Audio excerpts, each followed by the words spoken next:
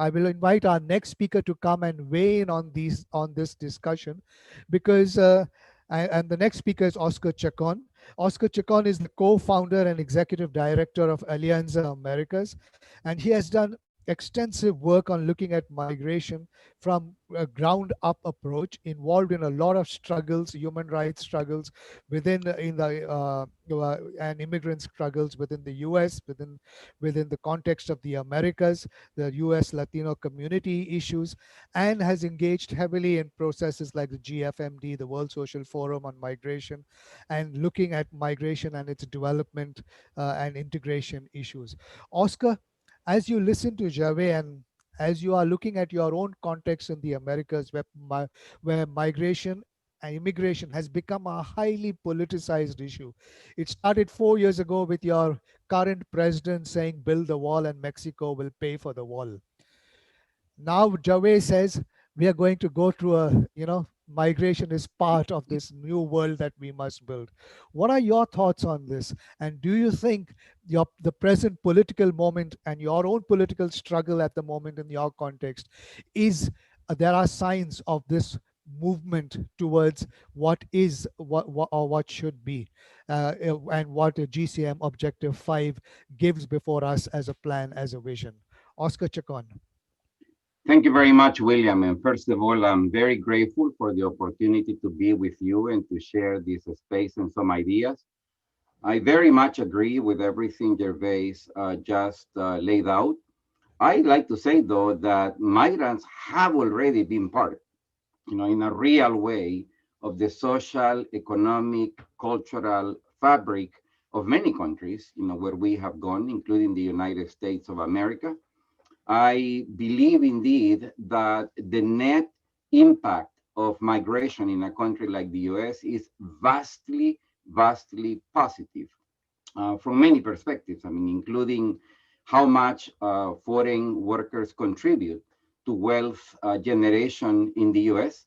I mean, it is another matter to talk about how wealth is distributed, but the fact is we do collaborate enormously in as far as wealth generation, increasing the tax base of a country like the US, by contributing not only to federal, state, and local tax collectors, but also our contributions to the social security system in the US, the Medicare program, which basically provides healthcare to elders, to people in retirement.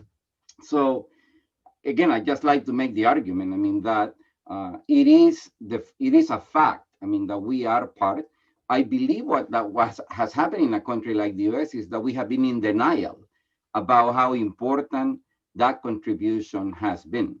And let me also point out that even before we arrived to this year, to the year of COVID-19 and the pandemic reality that we are all living under, we were already dealing, with the Trump administration, which came to office on the backs of attacking immigrants, on the backs of attacking foreign workers, as essentially something like a cancer, I mean, that needs to be taken away. And and I also like to remind those of us who are listening or viewing this particular program that in the particular case of the US, we have also come to deal now with essentially 4 decades of constant propaganda, literally, about what is the impact of foreign-born populations, foreign-born workers in the US. And that propaganda essentially has persuaded a very large segment of the US public that immigrants are indeed some sort of threat, to the country. Now, with those basic lines, let me point out to the fact that there are about 45 million people in the United States who are foreign born. We are actually a very important segment of the working age population. We contribute enormously to keeping the United States of America young, because most of these 45 million people are very young individuals compared to the rest of the population. And I also want to remind everyone that within that number of about 45 or so million people, there are about 11 million who actually reside in the US without having a visa, without having authorization to be here. I also want to remind everyone who may have missed it, the United States of America pulled out, from the conversations, from the negotiations that resulted in the adoption of the Global Compact on Migration. And that was not an accident. I mean, it was actually consistent with the orientation of the Trump administration, which, as I said before, has made it one of its preferred lines of messaging to attack, immigrants. However, not only did Trump promise to build a wall, which to some degree they have. Obviously, Mexico hasn't necessarily paid for that wall, but they also threatened to really shift, the nature of migration in the United States. And I think it is important to say that even though the conviction of this administration is essentially one that leads to their wanting to eliminate the arrival of foreign nationals altogether. And that includes people who legitimately have a visa, waiting for them because they are the immediate relative of a US permanent resident or a US citizen. They have also, for all practical purposes, ended asylum in the US. They are denying systematically and even keeping people from even arriving to the US to be able to apply for asylum if so they believe is necessary. But I also believe it is important to remember that nothing stopped migration as the pandemic has. I mean, for all practical purposes, the arrival of foreign-born nationals to the US, be them people crossing the border without authorization, be them people coming in as legal permanent residents, or even temporary workers, has practically come to a halt. And this is mainly the result of the conditions that you, William, described in the introduction of this particular panel. I also want to make it very clear that where do we go in as far as policy responses in the future?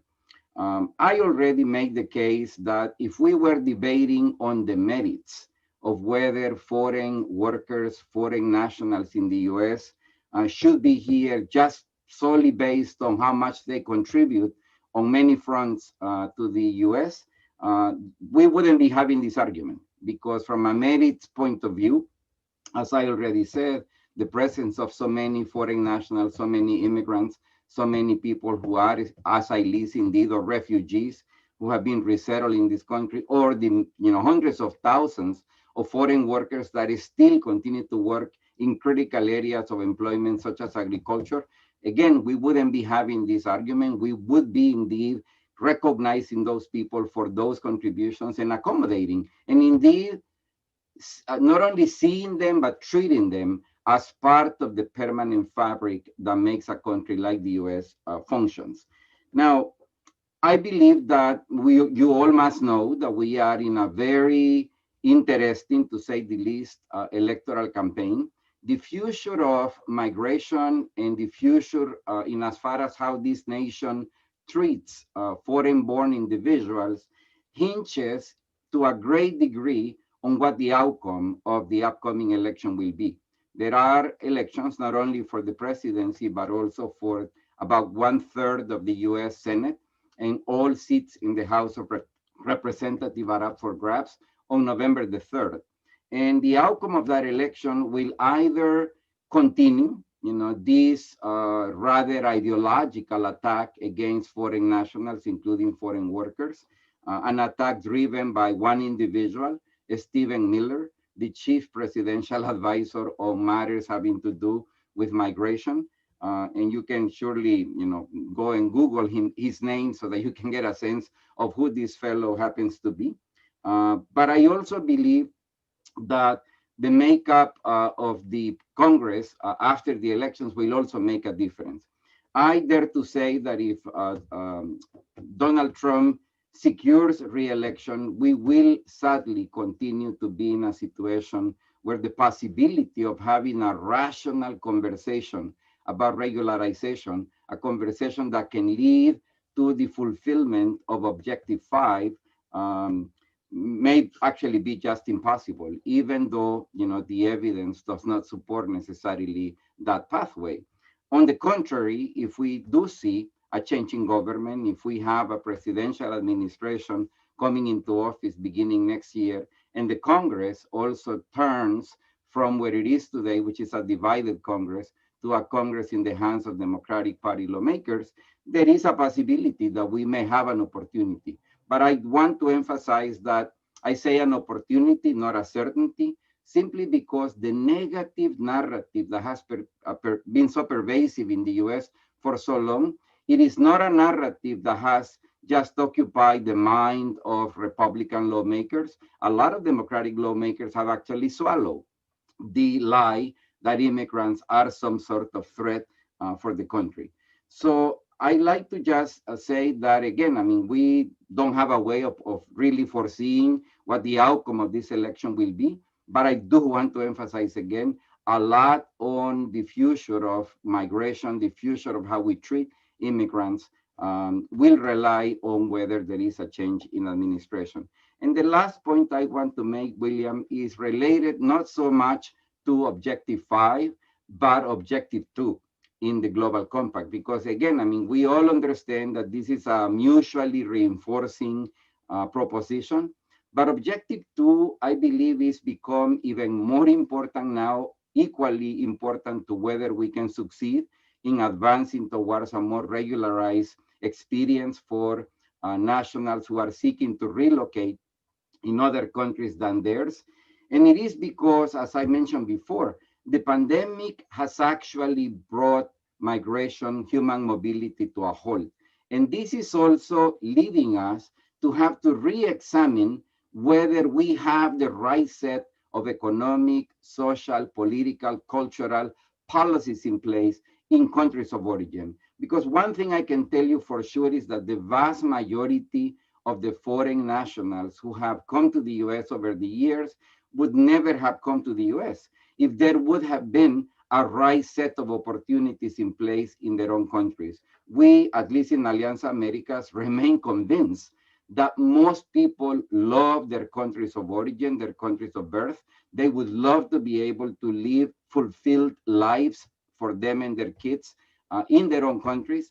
And again, that's why I'm bringing up, the importance, the significance of also taking this opportunity to re-examine the question of what kind of policies, what kind of development, integral development plans are or are not in place in the countries of origin of migrants, which I am just reminding everybody, it continues to be the case that the majority of the foreign-born population in this country, in the United States of America, are basically people from Mexico, Central American countries, Caribbean nations, and then of course there are people from any other nation you want, but the vast majority continue to be people from the Americas. Thank you very much for this opportunity, William. Thank you, Oscar.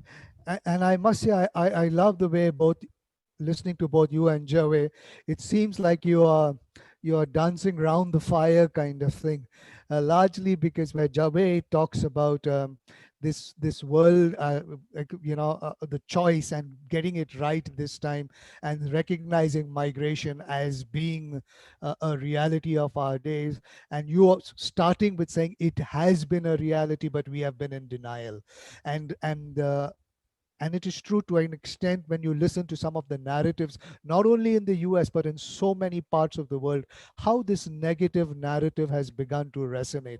It's almost as if the fear of listening to Javier's last words about how the world can reset migration and look at migration.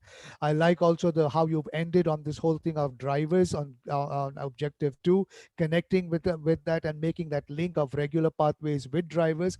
I think it will be a very important combination as we move forward, kind of thing, in the years to come, as we start looking at climate change and other issues, kind of thing, to see how we are again able to accept this notion of regular pathways. What will be the regular pathways, and will the regular pathways be more wider and more open for not like what Javed says, not only for the wealthy and those who are who've got the means, but like you say, for those who need to move when they need to move, kind of thing. I think it's so important that we see those things in combination as well.